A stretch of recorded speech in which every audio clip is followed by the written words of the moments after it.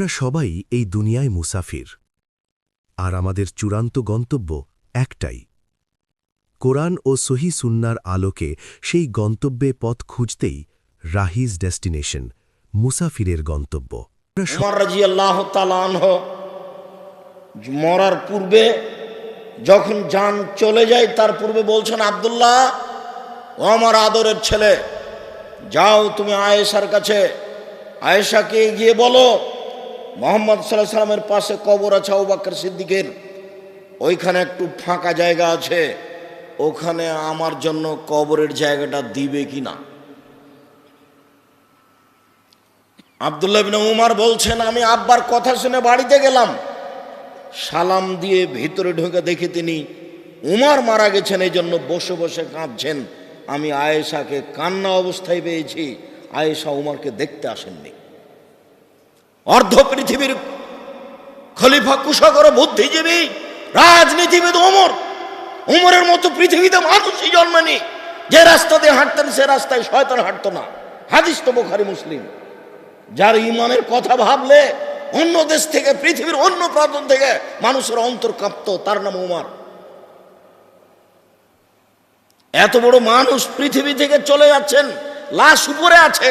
আয়েশা রাদিয়াল্লাহু তাআলা আনহা তাকে দেখতে যাননি, বাড়িতে তিনি বসে বসে কাঁদছেন।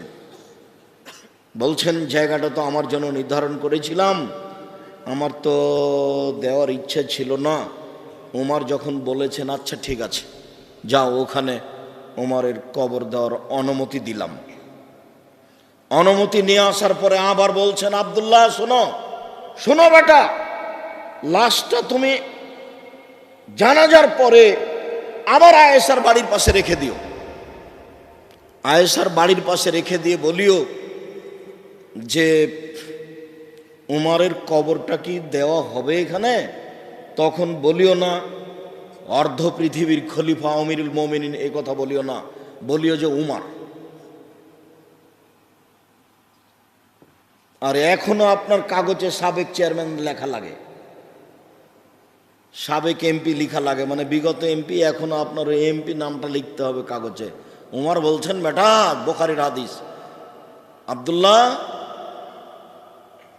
লাশটা রেখে দিও ওর বাড়ির পাশে, গিয়ে আবার আয়েশাকে বলিও যে আমার ওখানে কবরের অনুমতি হবে কিনা। তবে বলিও না যে আমিরুল মুমিনিন, অর্ধ পৃথিবীর খলিফা, এই কথা বলিও না, বলিও যে উমর। কথা বুঝাতে পারি না মনে হয়। বলিও যে উমর, উমর মারা গেছে, তো কবরটা হবে কিনা। যদি অনুমতি দেয় তাহলে কবর দিও, আর যদি অনুমতি না দেয় জনগণের যেখানে কবর আছে সেখানে দিও।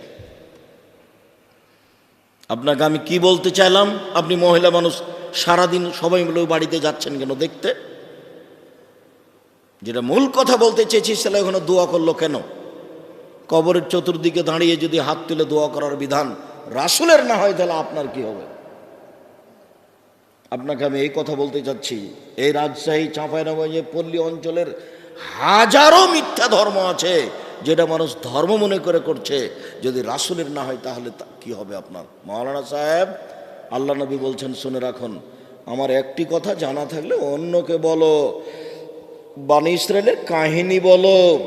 কেউ যদি কোনো কথা আমার নামে বলে, সেই কথা যদি আমার না হয়, তাহলে তার থাকার জায়গা জাহান্নাম।